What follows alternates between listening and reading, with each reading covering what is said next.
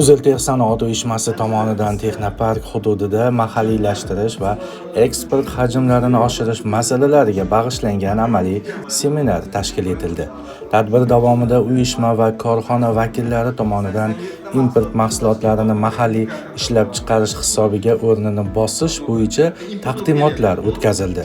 Seminarda Qoraqalpog'iston Respublikasi va viloyatlar hokimlarining mahalliylashtirish masalalari bo'yicha yordamchilari ishtirok etib, elektrotexnika sanoatini yuksaltirishga qaratilgan taklif va tashabbuslarni ilgari surdilar. Bugungi bo'lgan seminarimizda Eltex sanoat uyushmasi va barcha viloyat hokimliklarida mahalliy sanoatni rivojlantirish masalalari kotibiyatlari, hokim yordamchilari tashrif buyurishgan.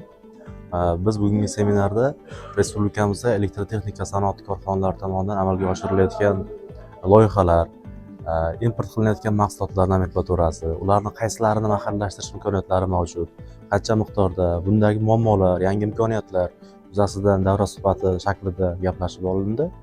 Bunda yig'ilish yakunida korxonalar bir-biri bilan kooperatsiya aloqalarini yo'lga qo'yishi, qaysi mahsulotlarni bir-biridan olish imkoniyatlari bor, mana shu masalalar yuzasidan qizg'in muhokama qilindi va natijasi bo'yicha yangi kelishuvlarga erishildi. Albatta bugungi seminarda ahamiyati juda ham yuqori. Chunki mana hozir biz juda ham ko'p turdagi mahsulotlarni ishlab chiqarayotganimiz ko'zimiz bilan ko'rdik. Bular bilan kooperatsiya aloqalarini tiklab, kelajakda o'zaro hamkorlik qilishni reja qilib oldik. Chunki xuddi shu turdagi mahsulotlarga talab har bir hududda mavjud. Ishlab chiqaruvchilarimiz bu narsaga talabi yuqori. Albatta hamkorlik qilib, manfaatli hamkorlik qilsa bo'ladi. Mana bugungi seminar biz uchun juda samarali tashkil etildi deb o'ylayman. Sababi ko'p ehtiyot qismlarni mana ma'lumotga ega bo'ldik. Bugungi kunda importdan kelayotgan ekan.